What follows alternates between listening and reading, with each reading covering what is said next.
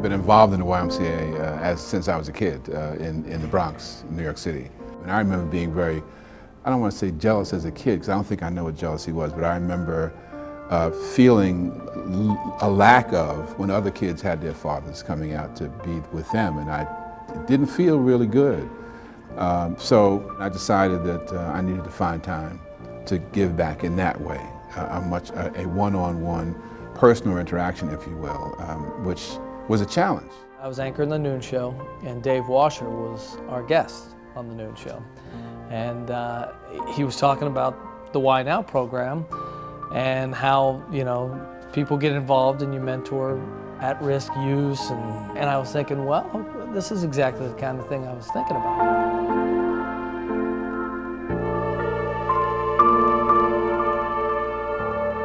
That I had, I got to a point fairly quickly where I said, you know, boy, if I could, I'd take this kid home and he'd be mine. I would never, I would just, you know, love with this kid and have him in my life forever. But that's also not what the program is all about. Adults in their life have lied to them for many years in many different ways.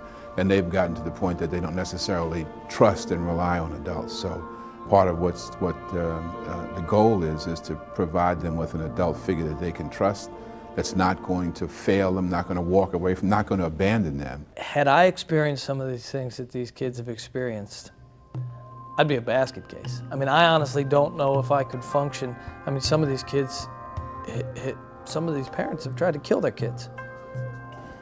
You know, shame comes out of keeping secrets. And the secrets that these young people have are many. So one of the values of the program is that they get to be in a space with other people that they can talk to and feel safe. These are conversations that we don't have as adults anymore.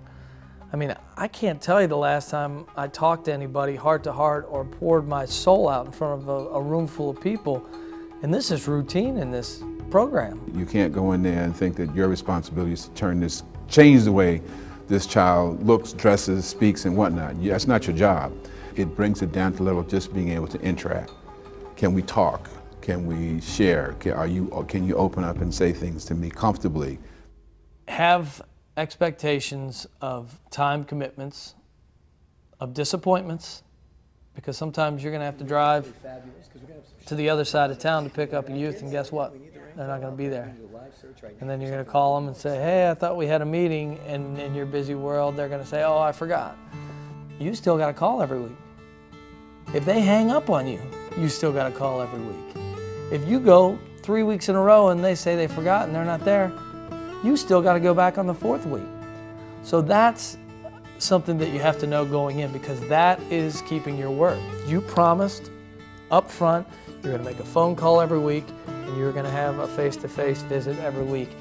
And the realization for some of these kids came in week 5. I was in there 4 weeks in a row, and you came back the 5th week. Nobody's ever done that for me in my life.